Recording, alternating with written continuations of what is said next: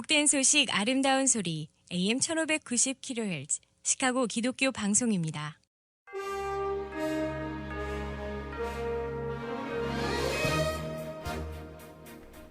청취자 여러분 안녕하십니까? 12월 15일 목요일 KCBS 헤드라인 뉴스입니다. 한국계 영킴 연방하원 의원이 북한 인권법 재승인 법안 처리와 관련해 최대한 빨리 통과시키도록 노력하겠다고 한 언론과의 인터뷰에서 밝혔습니다. 프로축구 골키퍼 출신의 목회자가 올린 디지털 콘텐츠로 18,000명 이상의 축구팬들이 예수 그리스도를 영접했다고 크리스천 헤드라인스가 보도했습니다. 지난주 알바니 파크와 얼빙 파크에 있는 자동차 수리점 5곳에서 차량 절도 사건이 연달아 일어나면서 경찰이 안전경보를 발령했습니다. 인플레이션으로 인한 식료품 가격이 고공행진 중입니다. 장보기가 더 무서워진 요즘인데요. 지난 11월 식품 관련 소비자 물가지수가 10.6%로 총 소비자 물가지수를 무려 3.5%포인트 앞질렀습니다. 10대와 20대를 위주로 광범위하게 사용되는 중국의 동영상 공유 플랫폼 틱톡을 전면 금지하는 법안이 연방 상원과 하원에서 동시에 발의됐습니다. 이 프로그램은 나눔의 기쁨을 함께하는 기독의료상조회가 함께합니다. 첫 소식입니다. 한국계 영킴 연방하원 의원이 북한 인권법 재승인 법안 처리와 관련해 최대한 빨리 통과시키도록 노력하겠다고 한 언론과의 인터뷰에서 밝혔습니다. 영킴 의원은 이번 인터뷰에서 118대 연방의회가 시작되면 계속해서 외교위원회에서 일을 할 것 같다고 소감을 전하며 북한 인권 문제를 계속해서 우선순위에 두고 이산가족 상봉도 추진할 계획이라고 밝혔습니다.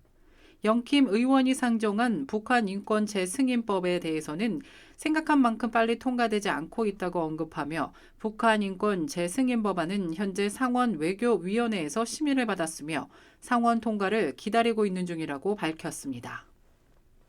프로축구 골키퍼 출신의 목회자가 올린 디지털 콘텐츠로 18,000명 이상의 축구팬들이 예수 그리스도를 영접했다고 크리스천 헤드라인스가 보도했습니다.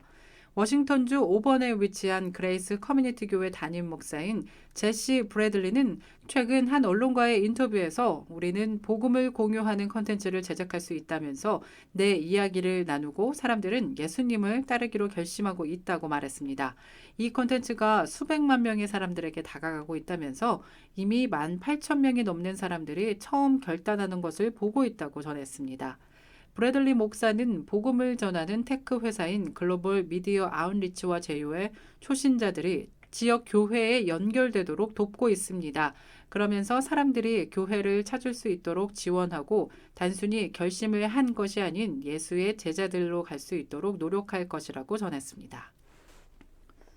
지난 11일 일요일 시카고 노스웨스트 폴티지 공원 인근 한 술집 라운지에서 3명을 총으로 살해하고 도주한 총격범이 지난 월요일 경찰에 체포되었습니다. 경찰은 지난 화요일 기자회견을 열고 3명을 살해하고 1명을 부상케 한 총격범을 체포해 기소했다고 밝혔습니다. 총격범은 32세의 사무엘 파슨스 살사스로 나타났으며 현재 1급 살인 3건과 살인미수 1건, 가중구타 1건, 납치 1건으로 보석 없이 구금됐습니다. 총격 후에 곧바로 도주한 파슨스 살라스는 여자친구를 협박해서 몬트로즈 에비뉴에 있는 한 아파트로 차를 몰고 가도록 강요했으며 만약 건물을 떠날 경우 죽이겠다고 살해 협박하며 납치한 혐의도 받고 있습니다. 한편 법원 기록에 따르면 파슨스는 지난 2009년 알바니 파크 인근에서 발생했던 2건의 살인사건에서 검찰로부터 유죄 판결을 받은 지 4년 후인 지난 9월 감옥에서 석방된 전과범으로 조사됐습니다.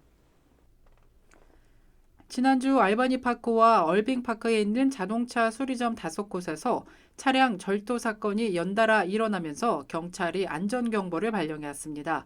지난 화요일 오전 알바니 파크 인근의 한 오토샵에서 고급 차량 여러 대가 강도들에 의해 도난당하는 사건이 또 발생했습니다. 화요일 새벽 웨스트 로렌스가에 위치한 리차드 바디샵에서 6명의 절도범들이 고급 차량 6대를 몰고 도주했다고 경찰은 밝혔습니다. 차량 절도범들은 오토샵의 뒷차고 문을 강제로 열고 들어와 인피니티 QS60, 토요타 하이랜더를 몰고 나가 건너편에 있는 동일 업소의 담장을 차로 허물고 레인지로버 이보크와 인피니티 Q50를 몰고 도주했다고 경찰은 밝혔습니다. 인플레이션으로 인한 식료품 가격이 고공행진 중입니다. 장보기가 더 무서워진 요즘인데요.